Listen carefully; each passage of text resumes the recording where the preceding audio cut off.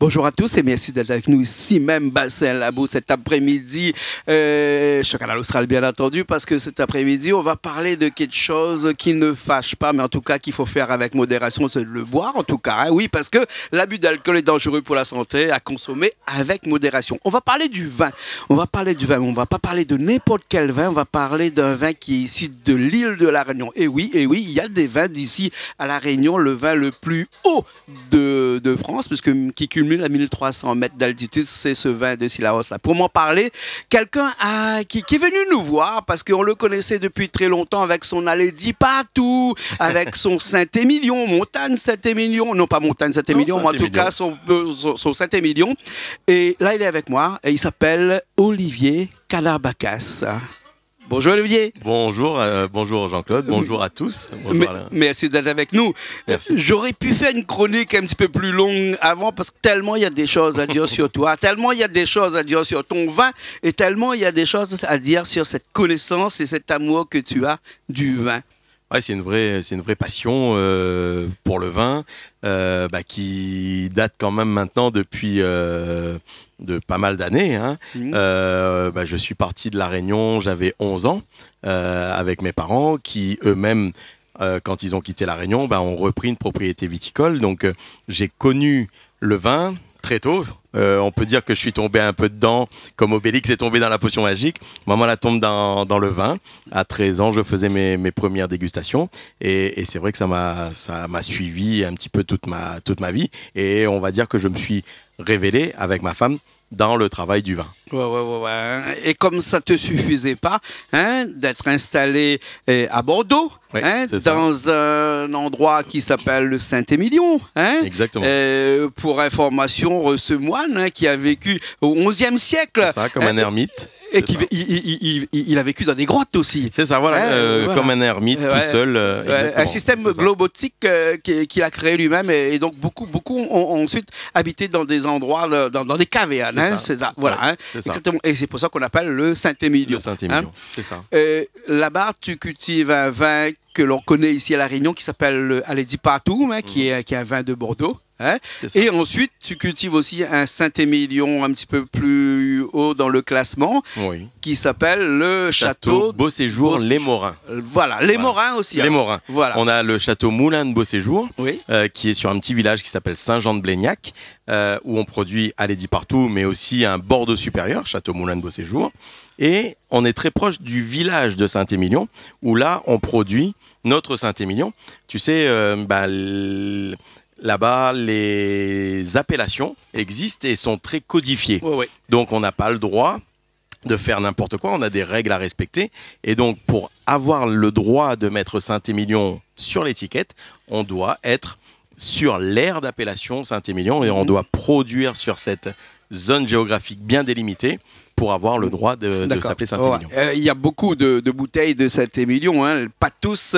Il y a des vins, des petits vins, puisqu'on arrive à trouver actuellement des Saint-Émilion qui sont entre 5 et 6 euros aussi. Et on arrive à trouver des Saint-Émilion qui a 50 000 euros la bouteille aussi. Oui, c'est ça. Voilà. Et sur Saint-Émilion, on va dire Bordeaux, c'est 111 000 hectares à peu près. C'est ça. Peut-être un petit peu plus, même 120 000. 111 800 exactement. Oui, exactement. 111 800 hectares. Le côté de Saint-Émilion, c'est 5 400 hectares. C'est exactement ça. Et toi, là-bas, c'est tout petit, 5 000 hectares sur 120 000. C'est vraiment très petit. Sauf que toi, sur ces 5 400 hectares-là, tu as à peu près 30 hectares à peu près. Nous, on exploite 31 hectares, au total, avec 3 hectares 60 en Saint-Émilion. Et le reste, 28 en Bordeaux. Bordeaux supérieur, Bordeaux blanc sec, Bordeaux rosé, Bordeaux rouge. Voilà. Bien sûr, tout est codifié dans le vin, tout est codifié. En fonction du coteau, le coteau c'est la pente dans laquelle on plante le vin. Si tu es en bas, tu es un vin de village. Et tu montes un petit peu, tu es un vin de appellation contrôlée. Et après, tu arrives à des grands crus supérieurs, voilà. Tout est codifié dans ce vin-là. Comment t'es tombé dedans, toi? Moi, je suis tombé dedans très tôt. J'ai commencé à déguster à l'âge de 13 ans sur la propriété familiale. Après, je me disais que je n'avais pas spécialement envie d'en faire mon métier. Donc, j'ai poursuivi mes études. Je me suis plutôt orienté vers le commerce. Après mon bac, j'ai fait plutôt une prépa HEC. Et ensuite, j'ai intégré une grande école de commerce dans le sud de la France, à Nice, et où j'ai rencontré ma femme. Et à la fin de ces études-là, on est allé travailler sur Paris.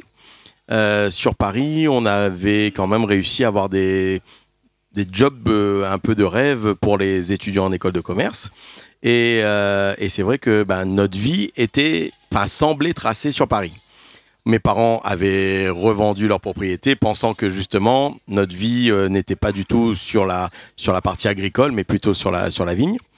Et en fait, petit à petit, avec ma femme, on s'est rendu compte à Paris que notre vie à nous, c'était pas ça. Ouais. On s'épanouissait pas dans ce qu'on faisait.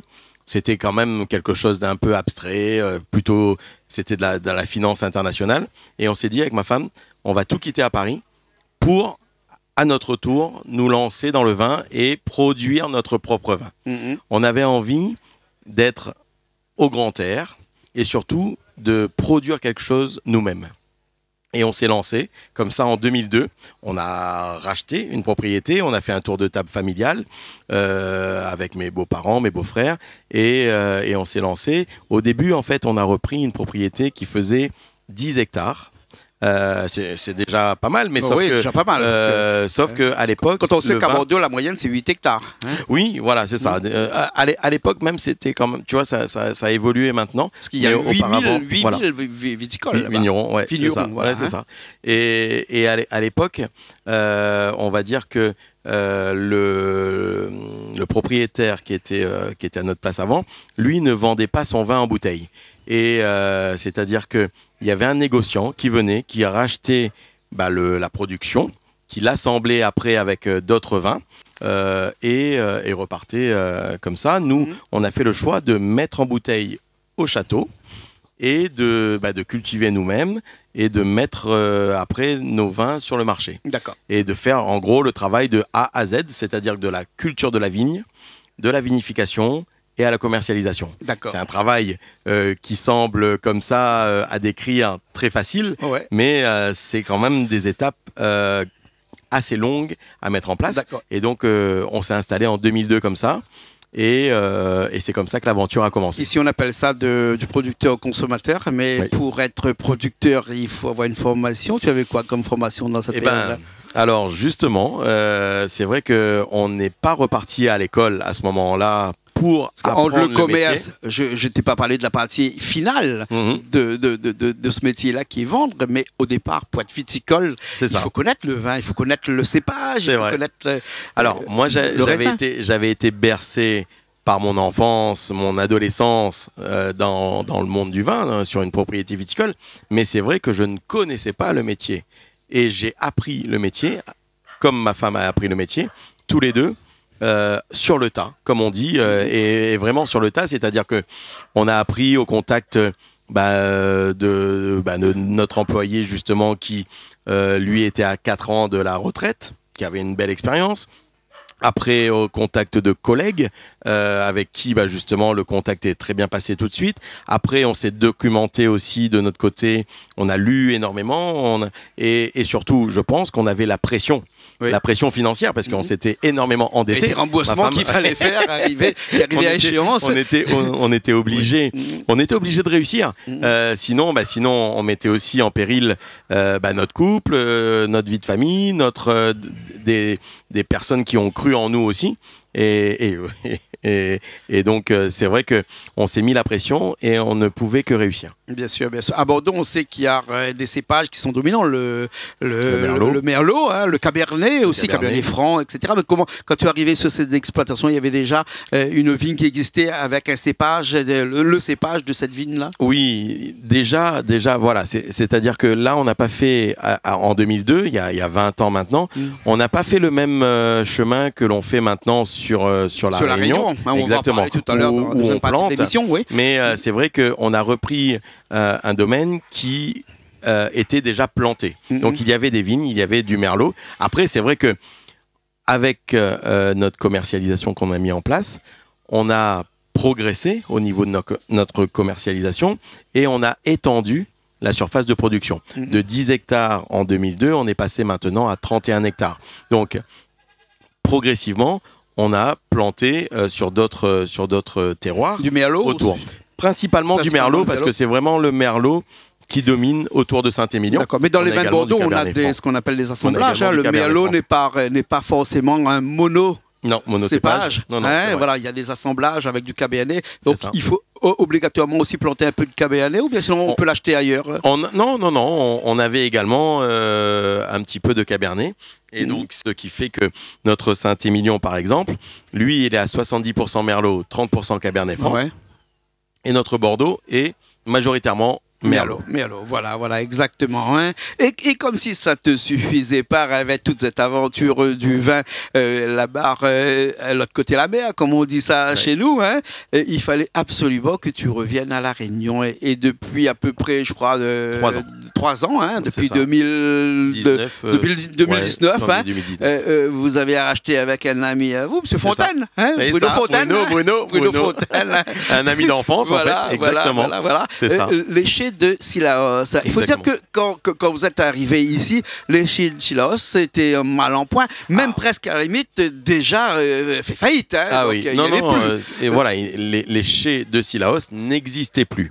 L'activité s'était arrêtée et il y avait eu une liquidation judiciaire après une longue période de redressement, de redressement judiciaire. Mais le constat de tout ça, c'était que les agriculteurs de là-haut qui plantaient de la vigne, eux, ils n'avaient plus moyen d'approvisionner, de faire du vin. Alors, c'est ça. Nous, on trouvait ça dommage que la vigne et le chai de Cilaos disparaissent du paysage de la Réunion, notre île natale, et à laquelle on est très attachés, Bruno et moi, et mon épouse également. Et en fait, on s'est dit, on va pas laisser mourir le chai de Cilaos, et on va le refaire naître, comme le phénix renaît de ses cendres, et on a racheté le chai de Cilaos. Auparavant, c'était une cave coopérative, où les viticulteurs étaient également co-adhérents à la cave coopérative, ce qui les obligeait à participer financièrement à la vie de cette coopérative. Ils étaient payés après et non pas lors de la récolte. C'est ça, ils étaient payés après la récolte, mais du prix du raisin, on défalquait les frais de gestion, les frais administratifs, les frais de commercialisation, les frais de vinification du chai. Là, nous, on a mis en place un vendangeoir privé, comme ça se pratique très souvent en Champagne d'ailleurs. Et là, en fait, nous travaillons avec des viticulteurs qui produisent le raisin et on leur achète le raisin directement. Ah ouais.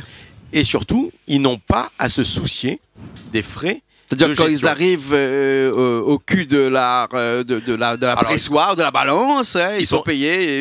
Ils sont pas payés en une fois, ils sont payés en 2 fois, avec à peu près 6 mois d'intervalle. Mais en tout cas, ils n'ont pas le risque. Ils sont payés dans l'année. Voilà, ils n'ont pas le risque des charges liées à cette vérification avec ce chai qui était là avant. Exactement. Juste entre nous, là, hein, en France, j'ai fait des petites recherches. Le vin est entre 2 et 3 euros pour les vins habituels. Le raisin, le prix du raisin, à La Réunion, comme on est un petit peu moins cher ou bien un petit peu plus cher. En fait, le raisin, je parle. Le prix du raisin, il varie en fonction de nos charges,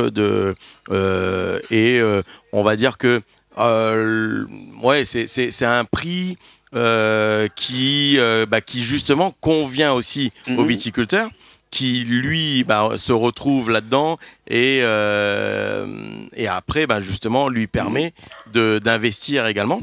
Donc on a repris, pour être honnête, on a repris le prix que payait anciennement le chai de Cilaos.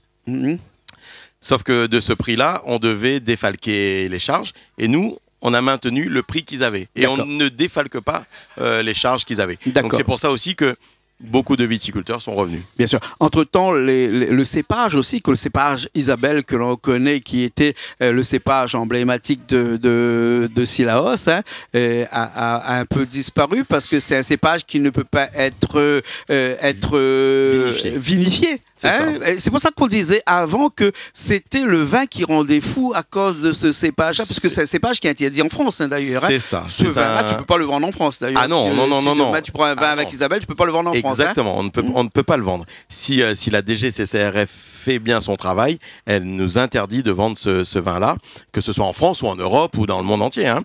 Donc, c'est vrai qu'on a des viticulteurs qui ont de l'Isabelle. Et ce vin-là, il est interdit. Pourquoi il est interdit ? Parce qu'il produirait, selon certaines études qui ont été parues, trop de méthanol pendant la fermentation alcoolique.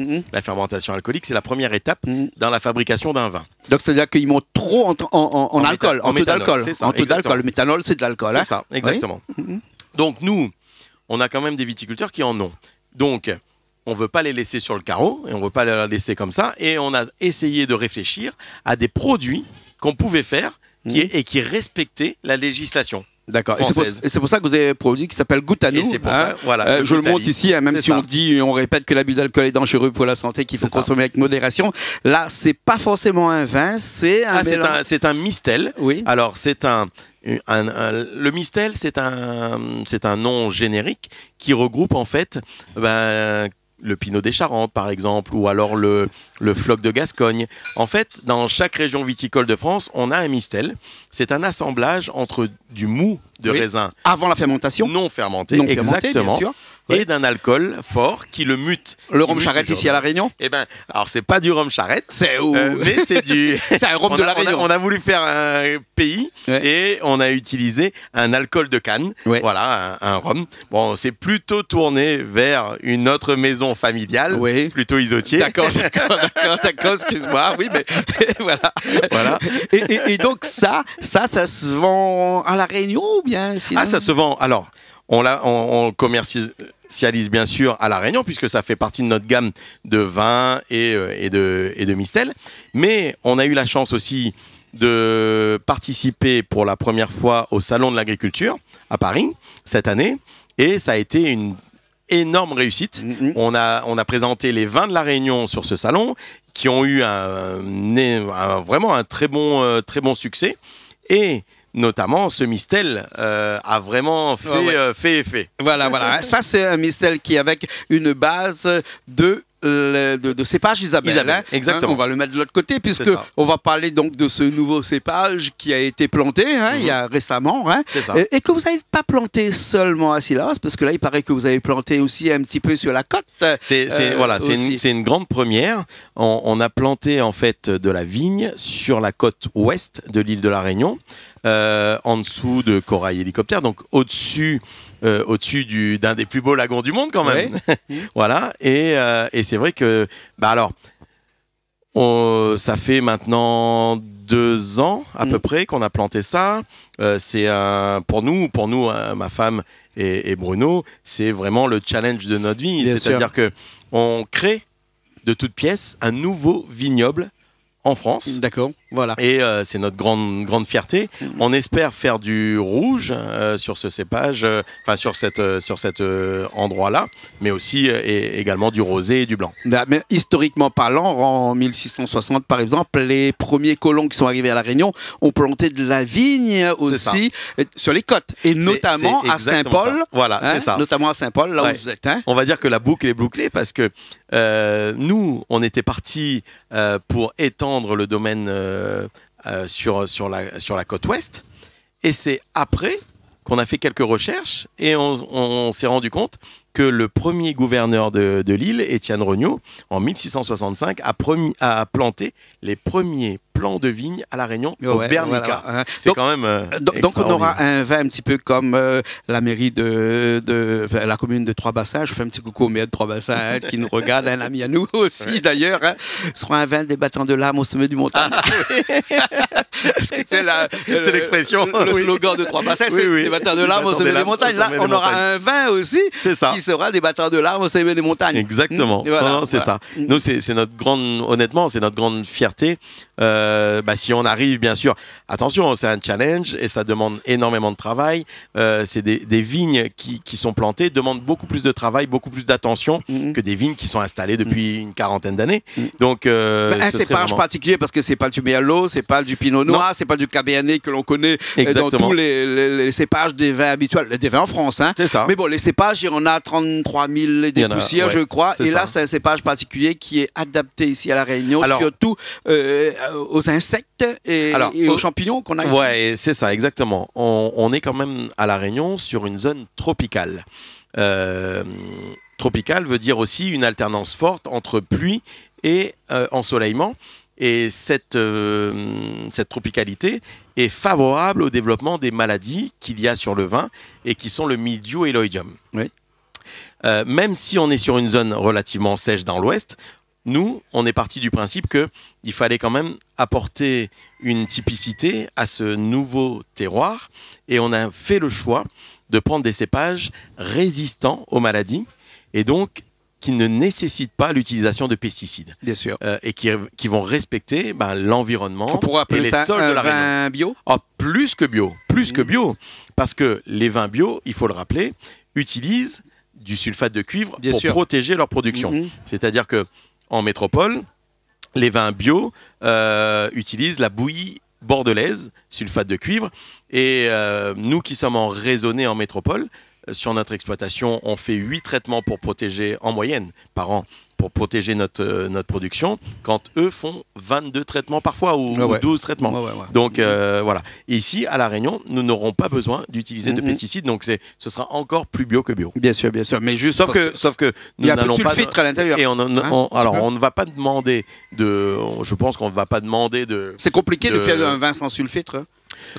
En fait, les sulfites... participent à l'évolution du vin. C'est-à-dire que il faut savoir aussi que le mou de raisin, c'est-à-dire que dans la nature, le raisin, si on le presse, sa finalité naturelle, c'est de devenir du vinaigre. Entre le raisin, le mou de raisin et ensuite le vinaigre, l'homme façonne le vin. Il produit un vin. C'est-à-dire que le vin est un produit de l'homme. Et produire du vin, on utilise des sulfites pour justement que ça n'évolue pas vers le vinaigre. Après, bien sûr, il faut doser ces sulfites pour que justement qu'il n'y ait pas d'effet néfaste sur la santé. Et depuis très longtemps maintenant, on travaille avec des laboratoires régulièrement. Le vigneron amène ses échantillons au laboratoire. On dose les sulfites pour que justement cette dose de sulfite ne soit pas néfaste pour la santé, mais qu'il justement participe à la bonne qualité des vins. La pellicule blanche qui est sur la peau des raisins ne suffit pas à rendre une fermentation alcoolique jusqu'au bout. Donc là, c'est les levures indigènes. Les levures, les levures indigènes qui sont présentes sur la peau du raisin peuvent laisser fermenter le raisin. Mais après, pour faire un bon vin, il faut qu'on aille justement jusqu'à la fin de la fermentation alcoolique. Et donc qu'on puisse maîtriser cette fermentation-là. Pour pas qu'elle chauffe, pour pas qu'il y ait des mauvais goûts. Pas plus de 40 degrés, par exemple. Ou même pas plus de 33 degrés. 33 degrés. Justement, parce qu'à partir de 33 degrés, les levures disparaissent. Elles meurent. C'est ça. Et nous, justement, toutes ces connaissances-là sur le vin, on en fait attention pour que justement on puisse faire un vin qui plaise aux gens aussi également. Et on appelle ça le progrès. Bien sûr. C'est le progrès des connaissances sur le vin qui permet aux vignerons d'adapter sa vinification par rapport au raisin. Voilà, comme il faut qu'on avance un petit peu là, juste sur ce vin de Sillaos, là, il est fermenté de façon alcoolique dans des cuves après pressage, bien entendu, dans des cuves inox. Et ça, c'est bon pour arriver jusqu'à la fermentation alcoolique. Après, il y a une autre fermentation qu'on appelle la fermentation malolactique. Pour faire en sorte qu'il y a, quand les levures sont morts, c'est ça. Il faut vraiment qu'il y ait on ne fait pas de malolactique sur le blanc. Sur le blanc, non, Voilà. ça n'existe pas. Plutôt sur le rouge. Hein, plutôt sur le rouge. Hein, mais j'ai vu que sur le vin d'ici à La Réunion que vous faites, là, c'est en cuve inox. Et puis le vieillissement se fait en cuve inox parce que c'est un vin qui se boit jeune, généralement. C'est ça, exactement. Mais il y a un projet aussi à mettre ces vins-là dans des barriques de tonneaux en bois de chêne. C'est ça. Oui. Là, on élabore à côté de notre vin traditionnel une cuvée vieillie en fût de chêne qui va bientôt être mise en bouteille. Là, elle est encore en élevage dans la barrique et elle est en train de prendre ce petit côté vanillé qui va apporter quelque chose de plus au goût. Et c'est vraiment une petite cuvée qui va apporter quelque chose. Encore un projet. Mais des projets, tu en as tellement, hein. Alors, on va toujours avancer un petit peu là. Il nous reste quelques minutes sur ce vin de Cilaos là pour parler un petit peu de ces agriculteurs et qui sont là-bas. Hein. C'est des gens qui plantent de la vigne depuis longtemps et qui ont fédéré avec toi. Hein. Il faut les remercier ça parce que je pense que c'est une confiance qui se fait. C'est exactement ça. Nous, on n'est pas arrivés en se présentant comme si on avait tout vu, tout vécu. Voilà. On est arrivé à La Réunion et on s'est tourné vers les viticulteurs. On est allé les voir et surtout, on s'est dit, nous, on a notre expérience en métropole, mais eux ont leur expérience à La Réunion et on va essayer de mettre en commun ces expériences-là pour avancer ensemble et pour faire un bon raisin qui nous permettra après d'évoluer et de faire un bon vin. Et c'est vrai que la confiance s'est mise en place. On a travaillé justement pour renouer et remettre ce lien de confiance. Et c'est vrai que maintenant, on devait travailler à l'époque avec 3 viticulteurs et maintenant on est 15 viticulteurs qui travaillent avec nous. Sur à peu près 20 hectares à peu près. Oh, un petit peu moins. Un petit peu moins parce que on est sur plutôt 7-8 hectares. 7-8 hectares. Mais on a ramené des cépages nouveaux, des cépages résistants aux maladies, qu'on a distribués avec nos viticulteurs partenaires et on les a aidés à planter des nouvelles surfaces. Et on espère justement que ces nouveaux vins, que ces nouveaux raisins, on puisse les assembler avec notre production locale. Alors ce vin ici, pour l'instant qu'on appelle un vin de pays. Un vin de pays. Il a quoi comme arôme lui?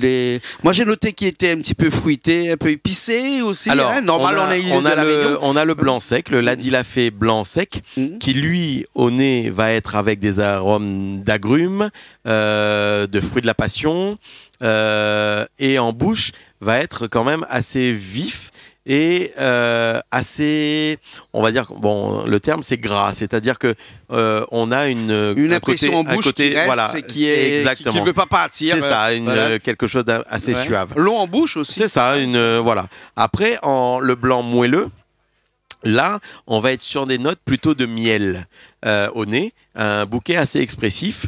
Et après, en bouche, on a justement cette sucrosité qui va faire que ça va être agréable en bouche. Alors, le moelleux, contrairement à ce que l'on pense, n'est pas trop sucré non plus.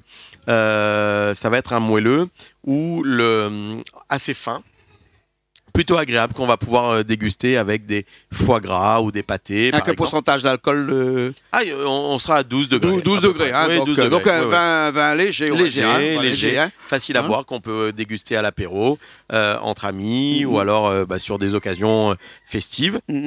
Et après, on a également le rosé. Le rosé, lui, il est fait avec un assemblage de merlot. De pinot noir. Pinot noir et malbec. Et là, on est sur des notes plutôt agrumes et de fruits rouges. Donc, plutôt couleur comme le rosé de Provence, assez pâle. Et c'est vrai qu'on a sur une belle finale. Pas trop acide. Plutôt facile à boire. D'accord. Alors, ces vins-là sont distribués à La Réunion dans des grands restaurants actuellement. Hein. Oui. On peut en citer quelques-unes. Oui, on peut les retrouver au Palme, au Palme Hotel, au Diana Dea Lodge. À la Maison Fleurie. À la Villa Fleurier, exactement. Fleury, et après, également dans des caves, donc dans des chaînes de caves, mais aussi chez des cavistes indépendants, comme la cave du Grand Marché à Saint-Denis, ou Case Lagon, par exemple, qui est dans l'Ouest. Voilà, donc vous pouvez trouver ces vins-là un petit peu bien partout. sûr, bien sûr. Après, le but pour nous qui sommes des créoles ici, qui sont fiers de ce qu'on produit ici, hein, c'est aussi quand même que ce vin-là puisse s'exporter un petit peu. Et là aussi, tu interviens. Ah oui, bien sûr, on a un site internet en métropole qui s'appelle unvindeproducteur.com. Et sur ce site qui est en métropole, eh ben, on distribue en métropole les vins de l'île de la Réunion, les vins locaux de la Réunion. Et c'est une grande fierté pour nous de pouvoir proposer en métropole des vins qui sont issus de mon. Et ça se comporte bien, les Français adeptes, oui, sont adeptes. Bien sûr, puisque quand on aime le vin, on est curieux de tout ce qui se fait dans le monde du vin. Plus on découvre les vins, plus on a envie de découvrir toutes les subtilités. Savoir que l'on produit du vin à 1300 mètres d'altitude. À 1300 mètres d'altitude. Et en terre australe. Terre, exactement, une terre australe. Et à 10 000 km de la métropole, ça crée bien sûr une curiosité, une émulation. Et d'ailleurs, ce qui nous permet également de susciter l'intérêt de spécialistes du vin. On va être notamment bientôt dans la revue du vin de France, dans un mois, le prochain numéro, où on parlera justement des vins produits à La Réunion. D'accord. En tout cas, merci beaucoup, hein, Olivier Kadabacas. On a beaucoup de choses à dire et on s'est dit dernièrement, là, quand on s'est rencontrés, qu'il faudrait qu'on parle un petit peu de vin, parce que les gens ici à La Réunion adorent le vin. Le vin, comme tu me l'as dit, hein, a le vent en poupe. Le vin est vraiment un produit qui plaît de plus en plus à La Réunion. Les Réunionnais ont envie de découvrir ce monde-là. Pendant des années, j'ai eu l'impression que le monde du vin leur paraissait un peu abstrait parce qu'ils avaient peut-être un petit peu d'appréhension à y aller parce qu'ils n'avaient pas eu l'occasion de déguster ou alors c'était toujours les mêmes vins qu'ils découvraient et ils s'y étaient pas intéressés. Et petit à petit, alors peut-être aussi parce que les voyages aussi forment la jeunesse, comme on dit, mais les Réunionnais ont découvert des vins dans le monde entier et ont envie de retrouver ces vins-là à La Réunion. Et c'est vrai que c'est une demande que je reçois très souvent. De plus en plus de Réunionnais ont envie d'apprendre à découvrir le vin. Bien sûr, il y a énormément de cavistes à La Réunion, oui, de plus en plus. fleurit un petit peu partout. Et bien, il faudra qu'on le répète avant de finir cette émission que bon, l'abus d'alcool est dangereux pour la santé, mais à consommer avec modération. Et il y a l'Agence mondiale de la santé qui quand même recommande pas, mais dit que si on boit 2 verres de vin par jour, ça ne cause pas trop de mal, à condition que dans la semaine, on s'arrête 2 jours. Oui, hein. Voilà. Oui, faut faire attention, bien sûr. C'est des recommandations. Hein. Mais en tout cas, il y a une loi qu'on appelle la réforme de la loi Réveil qui a demandé, enfin qui est en cours, ça s'appelle un assouplissement. Un peu plus de souplesse. De souplesse dans la communication sur le vin. C'est pour ça qu'aujourd'hui, on s'est permis de mettre du vin à table pour pouvoir expliquer un petit peu tout ce qu'on a fait là depuis tout à l'heure, c'est-à-dire cette thématique qui est le vin, la souplesse dans le vin, c'est quand même assez il fallait chercher. C'est un terme. C'est un terme, parce qu'on sait que la souplesse dans le vin, on le connaît dans le verre, mais là maintenant, faut qu'on là, c'est dans la loi maintenant. Voilà. Et merci à un de nos anciens présidents qui a mis ça en place. Hein. Merci Olivier. Merci à toi. On s'est dit qu'on se reverra de temps en temps pour parler de vin. Avec grand plaisir. Moi, je serais très heureux de partager mes expériences. Depuis ces années aussi, j'ai rencontré pas mal de viticulteurs qui sont devenus mes amis dans d'autres régions viticoles et on distribue ces vins à La Réunion. Et c'est vrai que de faire connaître le vin à La Réunion, c'est un grand plaisir pour moi. On pourrait peut-être parler d'un vin spécialement d'une région de la métropole. Pourquoi pas les avec grand plaisir. En tout cas, merci beaucoup. Merci à toi. Merci.